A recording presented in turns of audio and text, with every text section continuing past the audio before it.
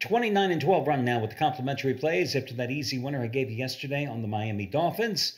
Complimentary play coming up in just a moment on the ball game tonight between Minnesota and West Virginia. Now, yesterday, my best bet happened to be the early morning bowl game, the Quick Care Bowl game, in fact, in Detroit, as I gave you Western Michigan, a 7-point favorite, kicking Nevada's ass 52-24. Don't you wish they were all that easy? It was an easy game to win, though. And I'm telling you, if you got my play and you've read the analysis, I told you Western Michigan was a 7-point underdog early in the bowl season, but went off as a 7-point favorite. That dramatic swing in the price because the Nevada team, as I pointed out, that you saw yesterday was not the Nevada team that closed the Mountain West Conference regular season. They were minus their starting quarterback. They were minus 8 starters on offense. They were minus their top 5 receivers. It was easy pickings. Again, if only they could all be that easy. Well, actually, to be honest with you, I think I have another one today. And I've got another Raise the Bar 20-time college football winner, number 4 in a row. It's going to be the Liberty Bowl game between Mississippi State and Texas Tech. It goes at 6:45 Eastern Time. As I said, Raise the Bar 20-time college football winner, number 4 in a row. And just like yesterday, it's the half-price play of the day using coupon codes RAISE, R-A-I-S-E. And all your other discounts and coupon codes are over on the home page. Now, let's take a look at this game between, as I said, Minnesota and West Virginia in the Guaranteed Rate Bowl. It's your late game. It goes at 10:15 Eastern Time. It's being played in Phoenix at Chase Field, the home of the Arizona Diamondbacks. Now, Minnesota went 8-4 this season, right? An interesting season because, you know, this is a team that closed the season with back-to-back wins against Indiana and Wisconsin. Now, beating Wisconsin, that was an impressive victory. Had a close loss to Iowa, 27-22, but then had a couple of head-scratching losses because how do you lose to Bowling Green in Illinois? Go figure. This is also a season for Minnesota where the Golden Gophers showed great resiliency, lost their top 3 running backs, then had their 4th tailback end up transferring, and yet this is a team, because of a massive offensive line, a veteran, experienced offensive line, still managed to run for over 2,500 yards this season, the most since the 2014 year. Finished 33rd in the nation in terms of running the ball, averaging 193 yards a game, and now have a couple of freshmen powering the ground game, and still doing great. What has hurt this team offensively has been the regression of quarterback Tanner Morgan.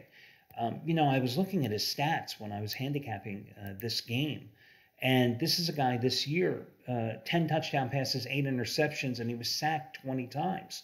Last year, and granted, last year was kind of a strange season because the COVID crisis interrupted things even more, 7 touchdowns and 5 interceptions. But you go back to the 2019 season, and this was a guy who had 30 touchdown passes and 7 interceptions, you know, and threw for over 3,200 yards. That is not the guy that we saw the past couple of years. Now, no surprise, Minnesota also canned its offensive coordinator late this year.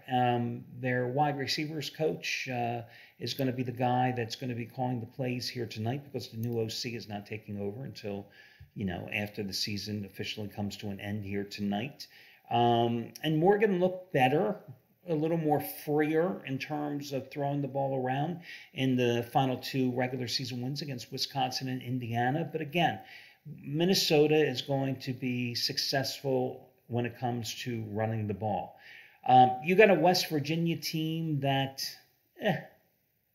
you know, what can you say about West Virginia? I mean, a 6-6 team that went 4-5 in the Big 12. What's going to hurt West Virginia tonight is their top running back, Brown, who ran for almost 1,100 yards and 13 touchdowns and also caught 36 balls, he is skipping this game to prepare for the NFL draft. Now, they've got a redshirt sophomore, Tony Mathis Jr., who stepped in and saw more action late in the season. In fact, in the regular season finale against Kansas, had 22 carries, 118 yards. But I would say put an asterisk next to that because he was facing Kansas, right? So what does that mean? This is a West Virginia team that was decent defensively. I mean, you look at their overall stats. Can they stop the run? Because that's most important, as I just explained to you when it comes to Minnesota. Well, against the run, they were ranked 35th nationally, giving up 130 yards a game. But they played in the Big 12. How many Big 12 teams run the ball religiously? It's a pass-happy league. So there I would put an asterisk next to that particular stat. I'm looking at the price here, -5.5. I think Minnesota should really be favored by at least 7. I think there's value in taking Minnesota here tonight. I think it's going to be one of those low-scoring games. I can think Minnesota winning this one 24-17, somewhere around that score. I think it's going to fall right around the number, but I think Minnesota is absolutely the play here. I think the Minnesota defense can certainly put the kibosh on West Virginia, and I think Minnesota is the way to go. Another interesting game tonight, by the way, is the Holiday Bowl. It's being played, of course, at San Diego's Petco Park.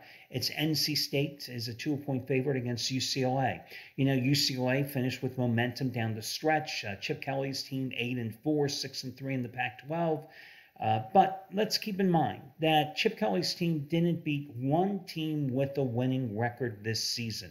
You've got an NC State team that is 9-3, 6-2 in the ACC, ironically playing their first game in California since losing to UCLA back in 1960. You've got Devin Leary leading the offense, 35 touchdowns, 5 interceptions, playing behind a strong pass-blocking offensive line because NC State couldn't get anything going in the run game this season, only averaged 3.8 yards as a team.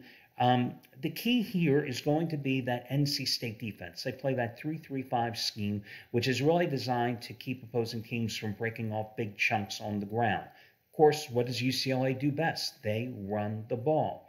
So when I look at this game, I think to myself how UCLA simply got outscored in losses to Oregon, in losses to Fresno State, even in losses to Utah. But I really think about the Oregon and Fresno State game. And UCLA, they're 7-1 when scoring 34 or more. They're 1-3 when they don't. And UCLA had a couple of key players either skipping this game or being out because of COVID. It's on the defensive side. And, another loss. How did UCLA lose at home to Arizona State? And you know how inconsistent the Sun Devils were this season. So when I think about this game, I think it's going to be a high-scoring game. And I think that NC State is going to be able to put points on the board. The key here, can the Wolfpack stop UCLA's ground game? So I lean toward this game going with NC State. I like the Wolfpack in this game, minus the 2 points. I think it's probably going to go over the total as well. So of the two complimentary plays, I like Minnesota, definitely number 1, and NC State would be number 2. So that'll do it. I wish you well, guys, and talk to you again soon.